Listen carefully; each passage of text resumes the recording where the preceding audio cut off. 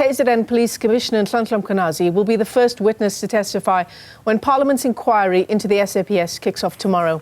MPs will hear evidence from the National Police Commissioner Fani Masemola as well. The probe stems from corruption allegations by Mkhwanazi during a press briefing back in July, where he described criminal infiltration in the SAPS. Parliament's investigation, of course, takes place amid the Nhlanhla Commission of Inquiry, which has been adjourned until next week. Well, for more on the story, let's bring in DAMP and ad hoc committee member Dianne Kohler Barnard. Thanks very much for joining us this morning. And the timing is interesting, isn't it, Dianne? The fact that the Nhlanhla Commission is now on a week's break, it kind of gives the ad hoc committee time to focus on what has now already come out of the Nhlanhla Commission of Inquiry when we start in Parliament tomorrow. It does indeed. And I think the entire first day will be evidence from Lieutenant General Mkhwanazi. Well, I'm hoping that perhaps tomorrow he'll finally apologize and retract the claim that he made on that initial day of the Nhlanhla Commission, when he claimed I'd broken the law and I was a criminal and was part of a criminal syndicate. I mean, I immediately put out a statement pointing out that actually the Joint Standing Committee on Intelligence did not exist when I did that statement in February, and I was reacting to what had been leaked to the newspapers. So we'll see. We'll see tomorrow. He's up first, as you say. He'll be on for the whole day. But certainly we can't have SAPS members attempting to shut down parliamentarians doing their job. Our oath is, after all, first and foremost of the country. And asking questions about leaks from various entities which appear in newspapers is something I've done in all the years I've served. And presumably there's someone pushing him to make this an issue, because work-wise he virtually has nothing to do with the JSCI. So I don't know that he's come up with these accusations of his own volition. Yeah, so what the KZN Police Commissioner said to the Nhlanhla Commission, or accused you of that, the Nhlanhla Commission, is that you unlawfully used classified information to fuel attacks on the Crime Intelligence Unit. We spoke to you in the aftermath of his evidence at the Nhlanhla Commission, where some of that testimony was heard, Dianne, and we got your reaction. Mkhwanazi hasn't come forward with an apology or a retraction since then. Is tomorrow's ad hoc committee sitting the forum where you should be expecting something like an apology or a retraction? Well, we'll have to see. I must admit, when he was the acting National Police Commissioner, I gave him just as much a hard time as I had any other one. The Rio PFA with her fake medals and all the others. I mean, we just had Jackie Salebi, jailed, bringing enormous shame to this country. And so I'm never easy on people at the top. And there were some issues that I raised very, very loudly at the time. Maybe he holds a grudge. I don't know. I don't really care. But it would be interesting. It would be the right thing for him to do, to apologize. As I say, he's got my phone number. He could have just phoned me, but he's chosen not to do that. So we'll have to wait and see what he has to say. I'm not holding my breath for an apology. Again, I ask, is it the right forum?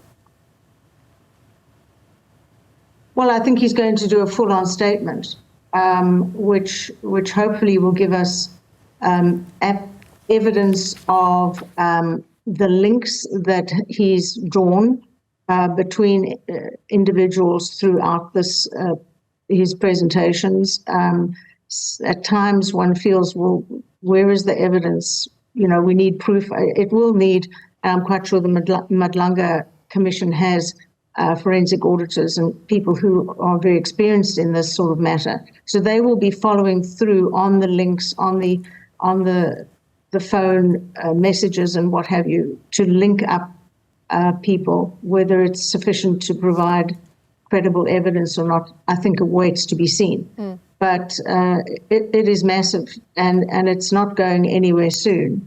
I think it's been like a hand grenade chucked in a flock of pigeons. There are people flying everywhere and allegations flying everywhere. So it has to be very carefully and slowly worked through.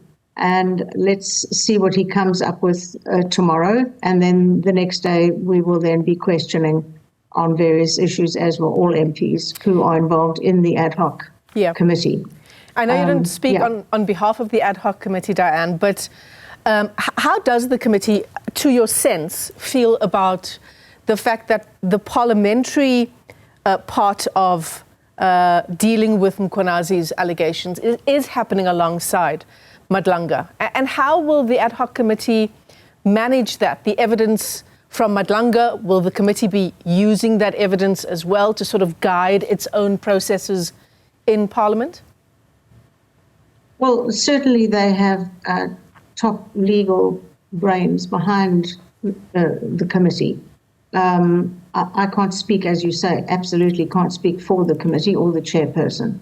And whether they will be using something that's come out of the commission, it's very interesting that the commission's actually on recess this week, so that the focus can be solely on the ad hoc commission and what comes out of that. But in the end, I think we will have individual reports that go through to Parliament, one from this commission and the Mkhwanazi one, beg your pardon, the Nhlanhla one will certainly go through, I presume, to the president. So these will all draw lines. Whether they choose to involve evidence led in another commission or not, I have my doubts, but and I don't think there can be a blurring of lines. So I think this must be seen as a commission that is standalone, and the answers that are obtained belong to that commission. I'll be interested to get some expert analysis on exactly what the ideal way to manage this would be, Dianne. There's been some criticism of Parliament's and the ad hoc committee's evidence leaders, a sense that perhaps there is a dragging of their feet. What would be your response to that? I think the legal team behind it have been working around the clock. It's been very difficult in that a lot had to be put on the back burner because they were already giving evidence at the commission, the Nhlanhla Commission, so they were not available to us. So we couldn't immediately begin a parallel process. But I think now everything is in order, and people are booked and ready to attend. So it'll be a very busy, at least 2 weeks, if not quite a bit longer. So Nhlanhla Mkhwanazi will be the first witness there. The National Police Commissioner, Fani Masemola, will also appear before the ad hoc committee, Dianne. And the obvious question stemming from these two people in senior positions in the SAPS is, at what stage, even though he is suspended, does the ad hoc committee call on the police minister, Senzo Mchunu? Yes, I'm sure he's on the list. I'm sure you've seen the list of evidence leaders. And absolutely, all of them have to be called. One can't have a one-sided presentation. You have to call all the role players in, suspended, not suspended, sidelined or not. They all have to be able to come forward and have their say. That's the only way it would be a credible process. Do you foresee, just given the extent of the evidence we've heard at the Nhlanhla Commission so far, you talked about the ad hoc committee sitting for perhaps 2 weeks. I think you mentioned 2 weeks. You'll correct me if I'm wrong there. It's an initial 2 weeks. I can't tell you how much longer after that. Yes. I mean, do you get the sense that it will likely be quite a lengthy process, even in Parliament? I think it may well be. I thought we had a sort of a closing date, a deadline of the end of October. But of course, those dates can be moved if need be. But we're really ready to work around the clock to get the work done. Dianne Kohler Barnard is a member of that ad hoc committee, DAMP. Dianne, thanks very much indeed for your time. And of course, Nhlanhla Mkhwanazi will be the first witness at the ad hoc committee. They kick off their work in Parliament tomorrow.